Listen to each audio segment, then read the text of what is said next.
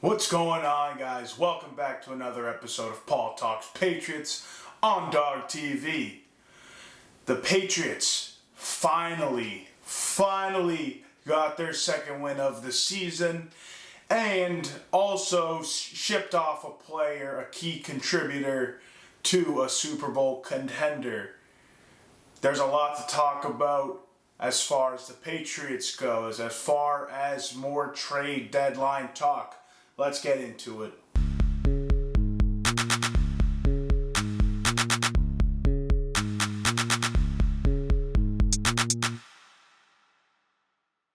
Alright, well, I wanted to start off with trade deadline conversation. The trade deadline is November 5th, also election day this year. Make sure you get out and vote.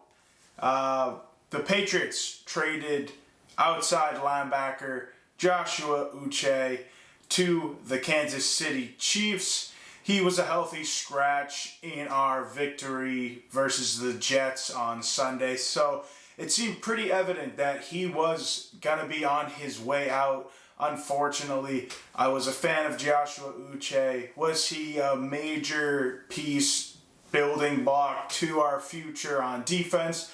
No, but he was a good player, seemed like a good locker room guy. But it is good to see him go to a place where he can compete, albeit it's a team I don't want to see succeed. But as far as ending on a high note, it was a good send-off, sending him to a place where he can have success and hopefully get a good contract out of it. This is something that the front office tries to do to create a good culture like we've been talking about, and something that the players notice. You know, they didn't trade him to some random team maybe to get a 5th round pick instead of a 6th round pick. They traded him to a place where they know he will still be able to play at a high level for his own benefit. So I believe it was good for that part, that aspect for the Patriots. But I was really hoping we could trade Josh Uche to the Detroit Lions. I would have loved to see that.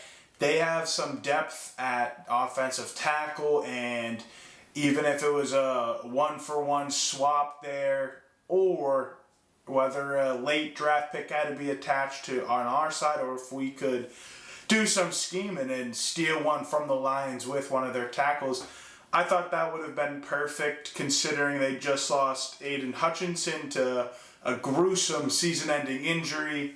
So I would have loved to see that.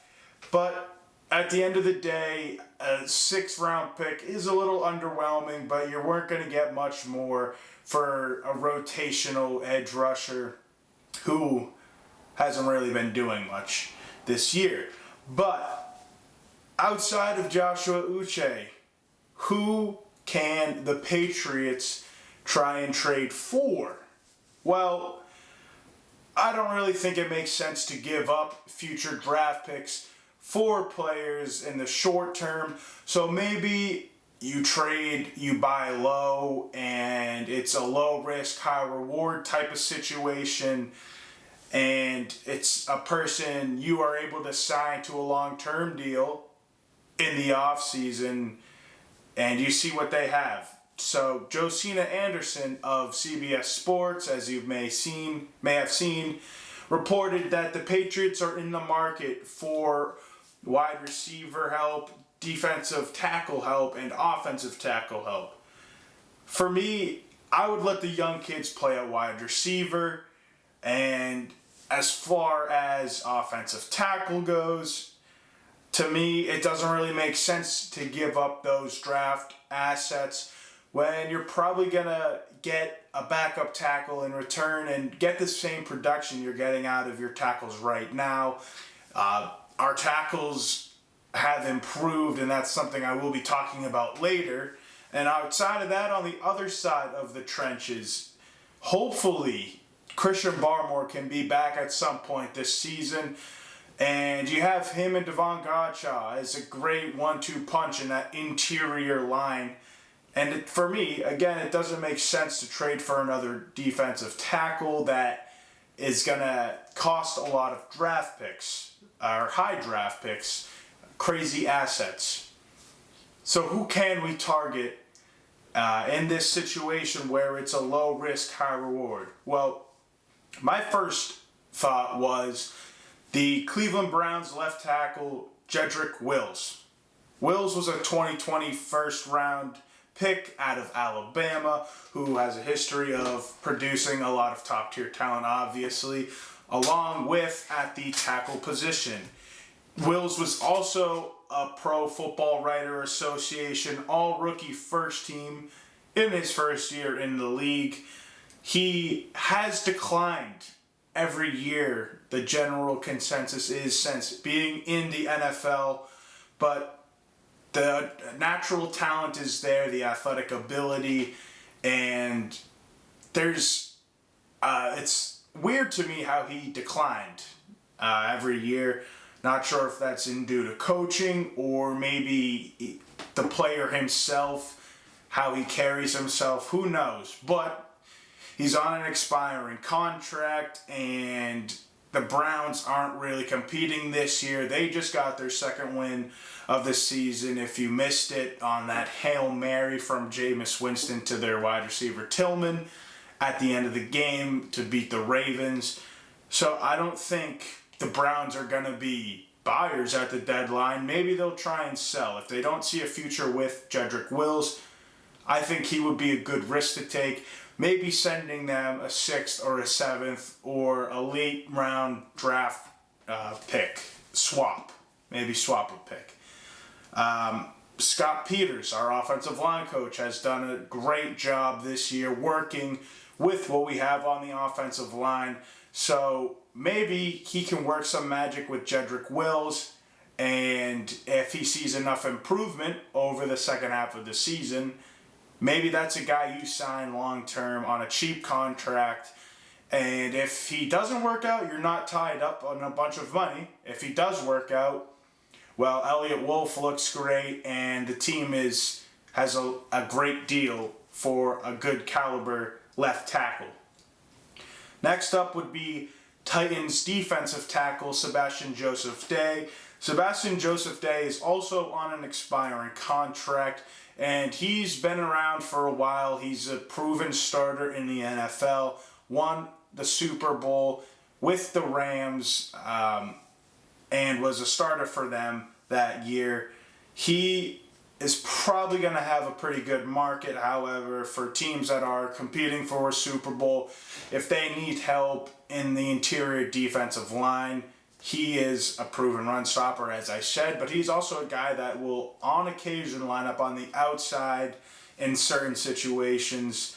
So he might have a higher asking price, but for me, it's worth a call to the Titans, see what they are looking for Sebastian Joseph Day. And if Christian Barmore is going to be out for the season, this is a guy who potentially you can get for cheap for the rest of the season and really solidify that run-stopping defense that's been a problem for almost all of this year. Outside of that, now this is more of a long shot, but if you're going to make a trade for a wide receiver, I believe it has to be someone that you're going to sign to an extension and have be a long-term cornerstone piece, a blue-chip player of this offense.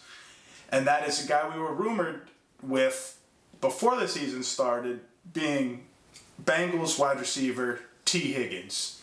Now, this is all contingent on the Bengals punting on this season, as they sit at, I want to say, 3-5 about. And they, going into this season, in my opinion, it was their last shot to truly compete before they were going to have to make some strict financial decisions, specifically with T. Higgins. So if they don't believe they can mount a comeback in the standings and want to get something at least in return for T. Higgins, now would be the time to do so. But again, another big factor in this is, would T. Higgins want to sign a a long-term extension in New England. We can trade for him. We can give up what's probably going to have to be a third-round pick, at least I would say, maybe a second, for T. Higgins, just to risk him not re-signing here. Now, this is probably something you figure out before you make the trade, obviously, but you never know with a player who wants the ball all the time. And Drake May has looked really good, but the record does not look good. Drake May has yet to lead his team to a win. Both have been Jacoby Brissett, and who knows if T. Higgins wants to come up and play in New England. But if he is available for the right price, that is totally something I would hop on if I were Eliot Wolf. At least give him a call. Now, as far as Patriots players who have been receiving trade interest, are circulating in trade rumors, first would be Kendrick Bourne. I would not trade Kendrick Bourne. I think for his contract that he just signed, his long-term deal, I don't think teams want to go near that because he hasn't proven that he is going to bounce back from his ACL injury. And he looks like he's running fine, but he's not producing the same amount. You saw he dropped a couple of passes this past Sunday, and who knows if that's a mental block thing, if it was a fluke performance, if he'll keep it up, and what's he like after the catch, because he was really good after the catch before his injury, but who knows how his knee is reacting right now. I don't think he is worth trading for in the eyes of other teams. And also on top of that, he's a veteran leader for this team. He's been here, well, he's probably one of the longest tenured players, or is one of the longest tenured players, which is surprising because he hasn't been here that long, but that's how young of a team we have right now. And you guys see him, the way he talks. He's a great locker room guy, a great presence, and a true leader that I think a lot of the team loves. Also, similarly, Jonathan Jones, the cornerback, he has been rumored to be circulating in trades. Again, I just don't think that's a good idea right now. I do believe that we should sell before we buy, but Jonathan Jones is another veteran leader. He's been here since Brady was here.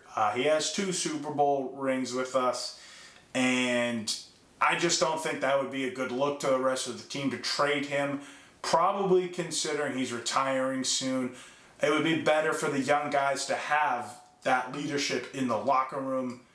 And I just don't see it being a good idea. And I also don't know how much a team would trade for Jonathan Jones. Now, some players who have been circulating in trade rumors that I could see us trading. First one is KJ Osborne on a 1-year contract, a cheap 1-year contract, and is a guy who seems like he's a little frustrated with his performance here. And it's pretty evident, honestly, with that Instagram story that I talked about last week following the London game. And he's proven that he can be a reliable number 3 or number 2 in Minnesota when Justin Jefferson is injured or playing. He has been reliable for Minnesota. Hasn't really gotten that chance here. But a team could see as valuable. On top of that, Devon Gottschall has also been circulating in trade rumors. I would only trade him if a team wants to really overpay. Gottschall is a great run stopper, so I don't think it would be a good idea considering how bad our run defense already is, and he's under contract for a couple more years. But if someone wants to toss us a 3rd-round pick for him, yeah, I'm there. Because it's not a premier position, really. And you have decent backups that could hold the fort down for the rest of the season, probably while we aren't competing for the playoffs. But Gottschall is another leader in the locker room, and I don't think it would be a good idea to trade him.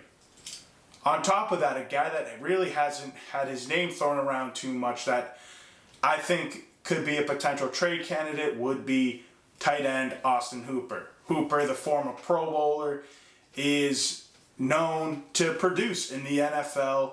He's been really good this year. He's kind of hidden in the shadows of Hunter Henry, considering how much Henry has done for us. But Austin Hooper is a proven tight end in the league, veteran, and could help a team desperate for some receiver help. So a guy I would keep my eye on and take phone calls for if I were Eliot Wolf is Austin Hooper. That's all I've got for trade rumors. We have until November 5th to add or subtract from our team. But until then, I don't know how much noise we will make in the trade market. I'm going to assume not so much, but I've heard that Eliot Wolf is being aggressive at the same time. It'll be interesting. But we're going to take a commercial break. When we get back, we'll talk Patriots Jets and the Patriots' next opponent, the Tennessee Titans. Malo is my French bulldog. He made my heart bigger when he came in my life. He never really liked his food. He wouldn't eat till like 10 o'clock at night. To me, it was saying, oh, I guess I don't want to starve. He was having skin breakouts, and putting the two and two together, what you put into your body is what you get out. I know that if I'm eating a bunch of processed food, I'm not going to feel good. So that kind of led me to Farmer's Dog. Immediately, his skin issues went away. I love what they're doing. It's already portioned out. He's eating whole foods. It's amazing.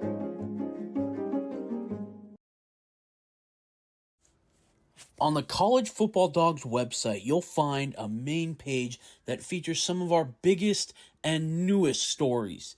Our conference pages for content related to your favorite team's conference. Our team store, where we have products that are available all year long, as well as gear available for a limited time only. Our podcast page, where you can see when one of the 12 plus College Football Dogs podcasts is streaming live on social media. Our subscription page, where you can join our Discord. If you're interested in becoming a contributor at College Football Dogs, email us at info@collegefootballdogs.com. If you enjoy any College Football Dogs content, we really do appreciate any donations you can make by visiting the donate page on our website or scanning the QR code here. College Football Dogs, for the fans. All right, welcome back to Paul Talks Patriots on Dog TV. Well, the Patriots finally got their second win of the year, beating the New York Jets at home 25-22. They avoid the season sweep for the first time since 2000. And it was a very interesting week considering Jerod Mayo's soft comments and how the team would bounce back, or if they would bounce back rather. Well, you saw a lot of reports, mainly J.J. Watt saying that if he had seen, or if his coach had said that to him and his team, he himself and his former teammates, he doesn't know any that would really like that and respond well. Well, we ended up winning. J.J. Watt said kudos to Jerod Mayo. But personally, I don't think we beat the soft allegations. I really don't. Our running backs combined for 28 rushing attempts, only for 65 yards. That's 2.3 yards per rush attempt from our running backs. On the opposite end, we also let up 111 rush yards. So, yeah, that is a little better. In fact, it's our best performance in rush defense as far as yards are concerned since week 2 against the Seahawks. But your goal is at least under 100 yards rushing, at least. And 111 yards just really isn't taking my breath away. So as far as I'm concerned, that also just contributes to us not beating those soft allegations.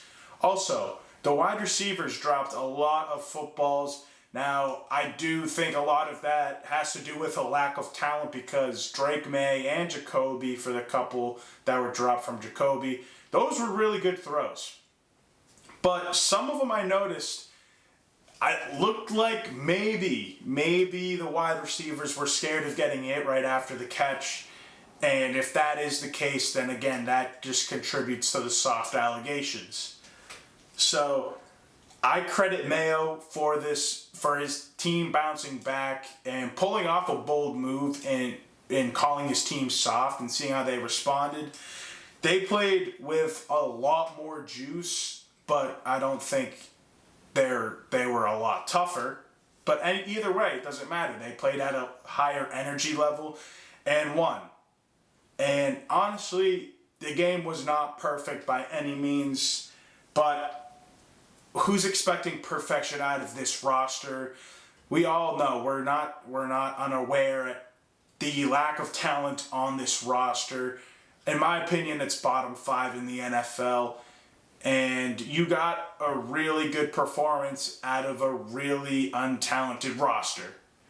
And they played up. What we saw on Sunday was close, if not full to the max potential you're going to see out of this team all year. They're going to make mistakes, but if you can get them to play at a high energy level, then it's really impressive.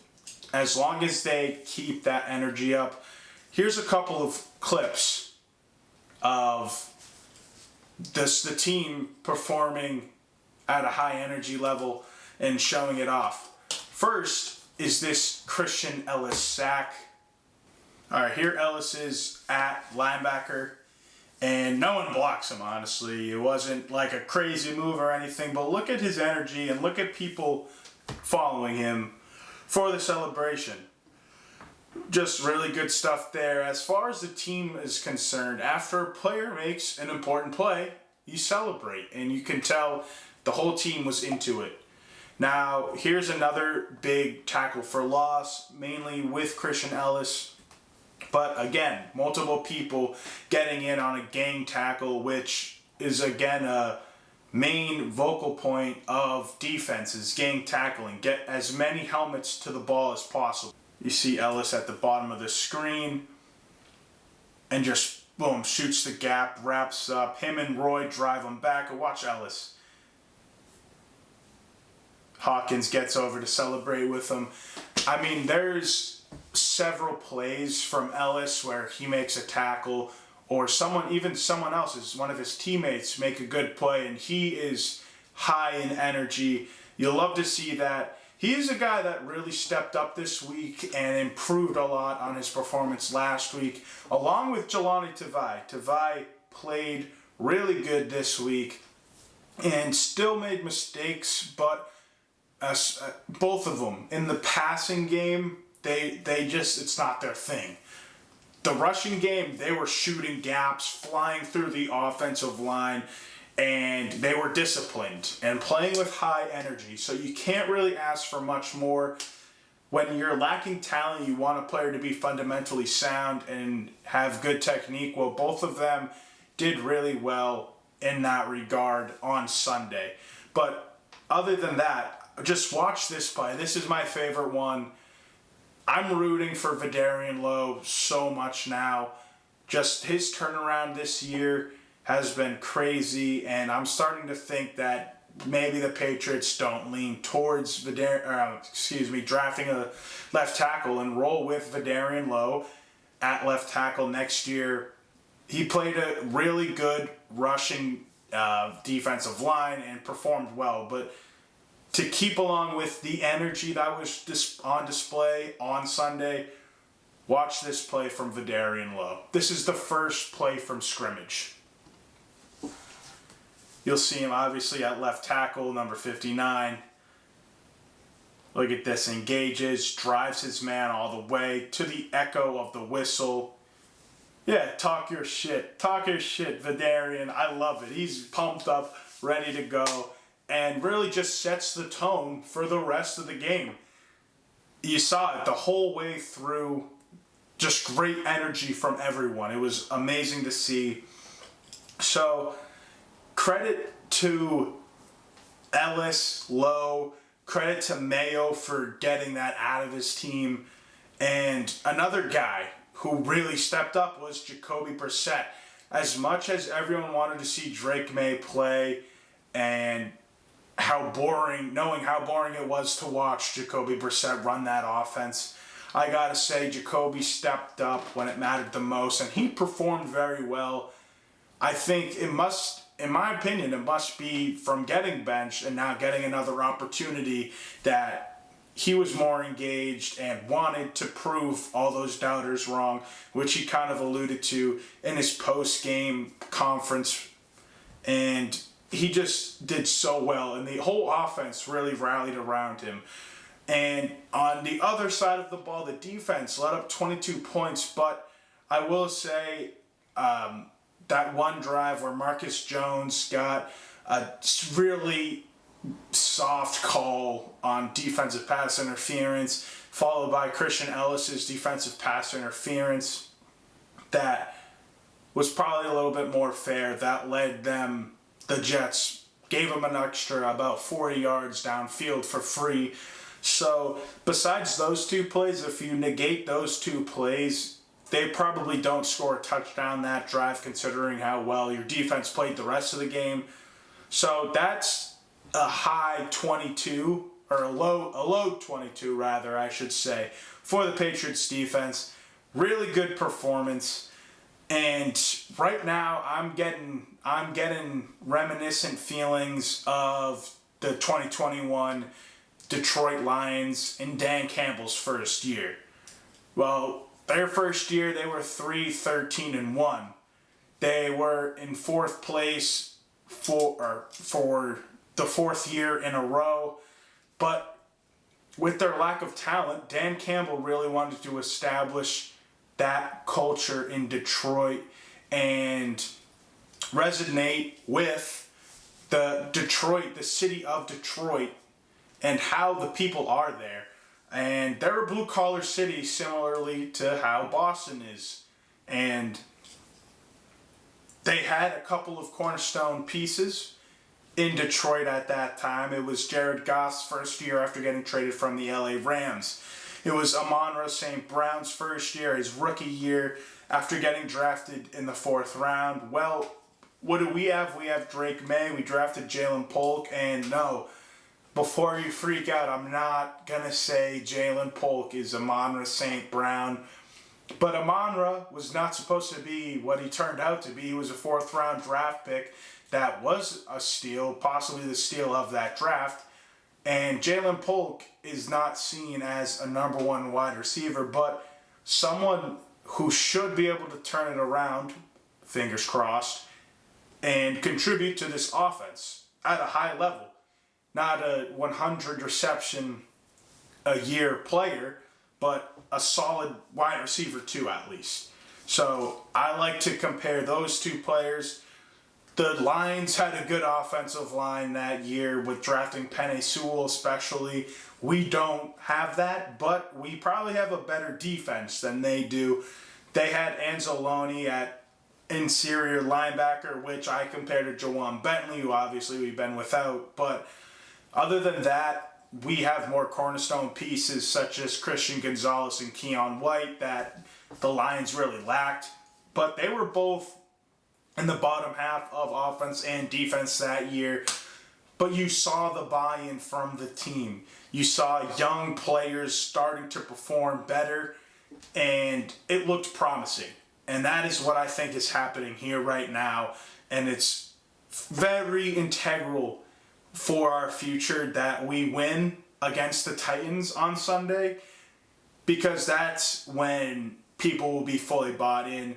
It wasn't just a 1 week fluke. All right, we responded to the comments Jerod Mayo made post-game after the London game. Now we can ease back off. It should be, no, this is how we are. This is what we do. This is a huge week for the Patriots. And the Titans are a team you should beat 100%. They are competing for the top draft spot this year. They are 1-6, so they have a worse record than you. You're not going to see that probably for the rest of the year. Maybe a matchup or two where that'll be the case, depending on if we can go on a run or not. But the Titans are in shambles right now.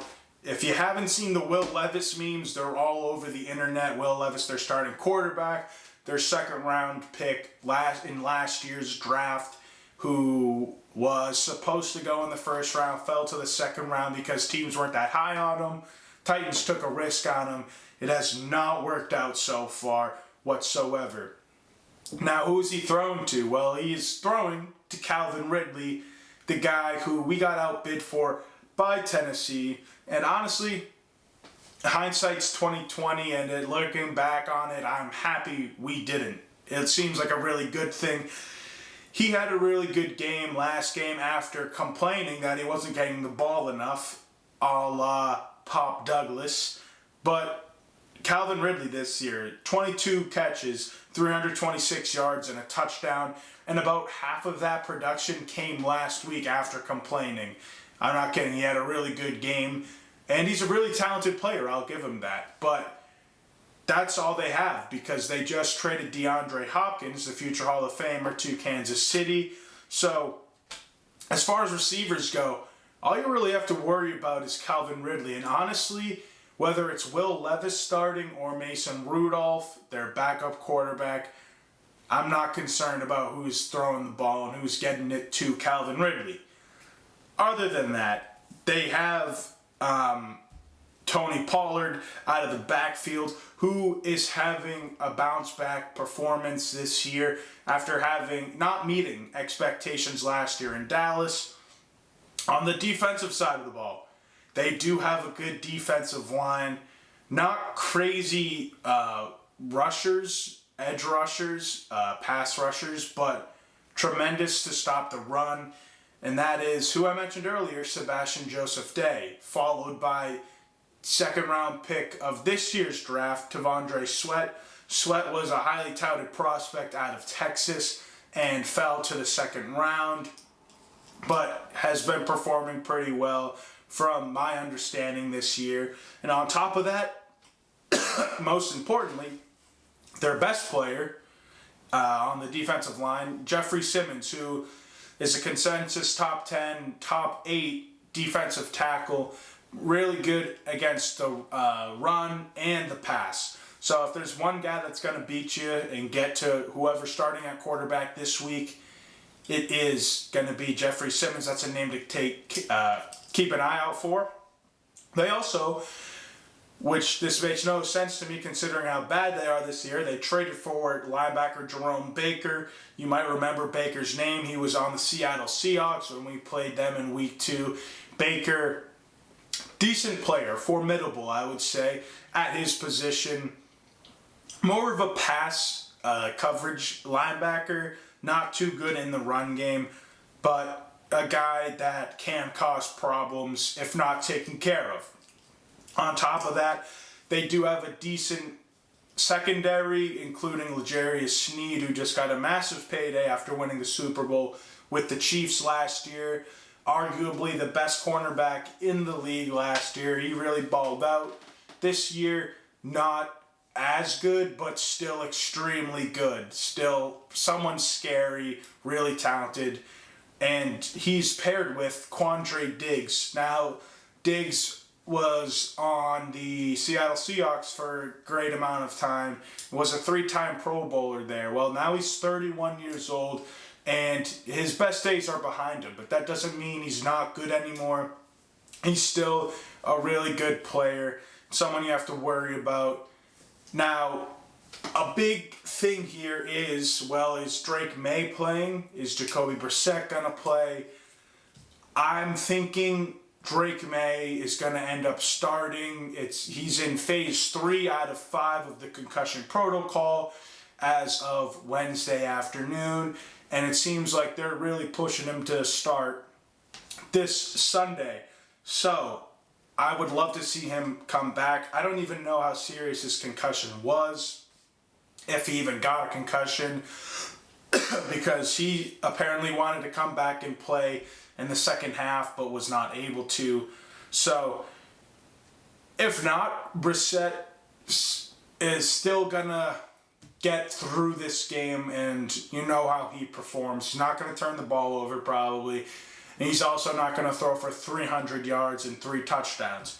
So, either way, I think we take a win home from Tennessee. With Brissett, I'm looking at a 17-13 win with Drake May. I think the ball is going to move quicker for both teams, specifically with the Patriots, and giving the Titans more offensive opportunities in return. So with May starting, I have a little higher of a point score, with the Patriots winning 24-16. Now, this is, like I said, a huge game for Jerod Mayo. Will he get a full buy-in from his team? If we win, I believe so. And that culture you're starting to see that great foundation, that concrete foundation settling in with a win. And if we lose, who knows what'll happen. But this is a team you should beat. This is a team I think we will beat. So, I'm pumped up for this Sunday. Hopefully Drake May is back. If not, I want to see that high energy still from our players. If we can compete at that high energy, we will win. And I will get to talk about another victory next week. Until then, guys, it's been a pleasure. Please like, comment, subscribe. If you're on Facebook, toss a follow to my page. Please, I appreciate the support. And I will talk to you next Tuesday. Peace, y'all.